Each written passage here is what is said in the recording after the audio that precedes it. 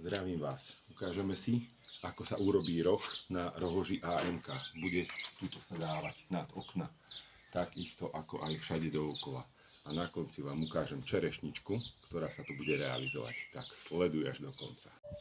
Takže na roh potrebujeme teplú vzdušnú pištoľ, alebo momentálne nám svíti aj troška slniečko, takže nám to zohrieva. Ale ja to tu mám vystrihnuté.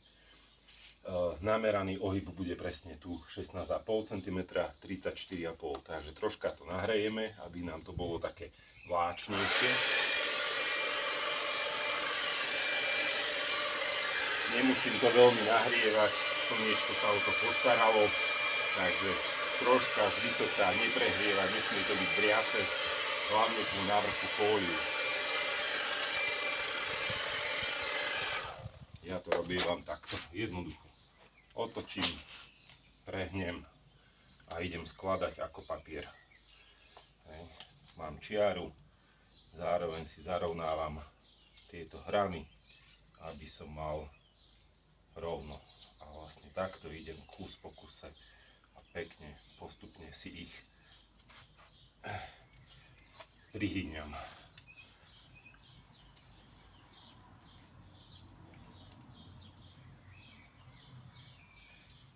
Samozrejme na stole sa to robí lepšie, ale keďže stôl tu nemám, nechcelo sa mi ho niesť, takže takto si to skontrolujem, mám to ohnuté, potom to takto ešte chytím, skontrolujem si rohy, či mi sedia, popritlačam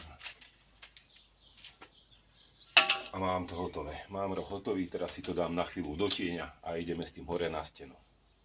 Ešte vám ukážem jeden zlepšovák, ktorý zvyknem používať, aby tie rohy boli naozaj také pevnejšie, silnejšie. Dúfam, že to bude vidno. Mám tu rohož zloženú, a túto do tohto rohu vnútorného si nanesiem prstom troška lepidla, aby bol teda silnejší, aby som mal istotu, že tam je naozaj dostatok lepidla. Prstom naberiem rohož, otvorím a normálne takto nanesiem troška lepidla do každého toho rohu. Nie je to potreba, dá sa to aj na stene dať viacej toho lepidla, ale takto mám 100% istotu, že sa to všade dostalo. Keď to mám vymazané, idem si natiahnuť lepidlo na stenu. Ideme na to, lepidielko, hej? Takže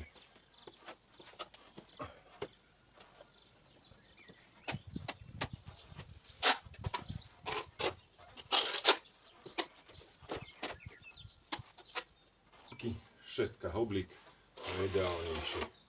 Ja ich vytváram tak, aby sa dalo vytlačiť. Rohy sa dajú spevniť tak, že si troška viacej nanesiem teda toho lepidla, alebo teda vám ukážem tu teda fintu, ako to inak, aby tam bolo naozaj dostatok toho lepidielka. Lepidla je dosť. Máme, otvoríme. Ja som si už prstom naniesol troška lepidla, nech mám 100% istotu, že tam je dostatok lepidla. A ideme na to.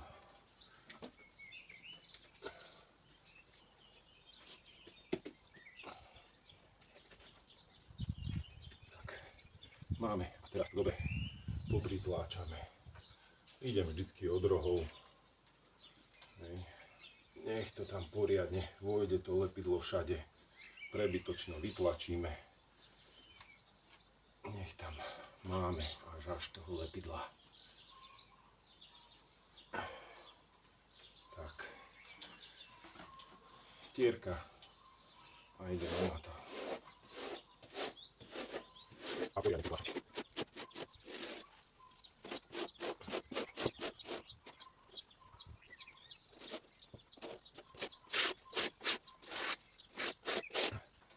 Lepidlo. Ideme na to. Vyplníme každú jednu špáričku.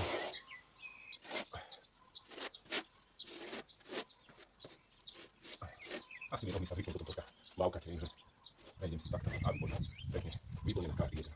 Toto potom zadúsime, ak náhodou nám tam dostane niečo. Takže nezabúdaj, čerešnička na torte bude za chvíľku.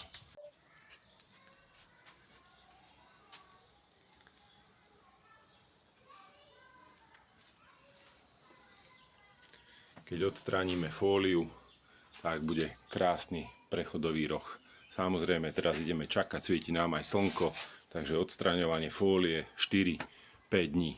No, takže tu sa robil takisto jeden vstup okolo dverí, takisto špaletky sú pekne pohýňané.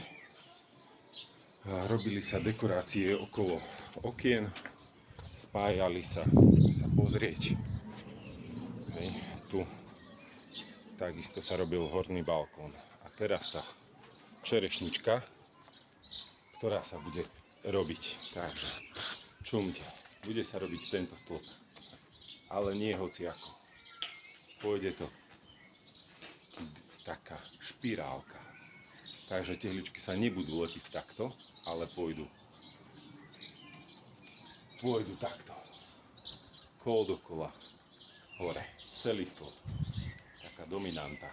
Takže sleduj videa a ukážem ti, ako sme to a aký bude vlastne výsledok. Takže sleduj aj ďalšie videá, zlepšováky, čo a ako sa dá z AMK robiť a čomu sa vyvarovať hlavne. Ahojte.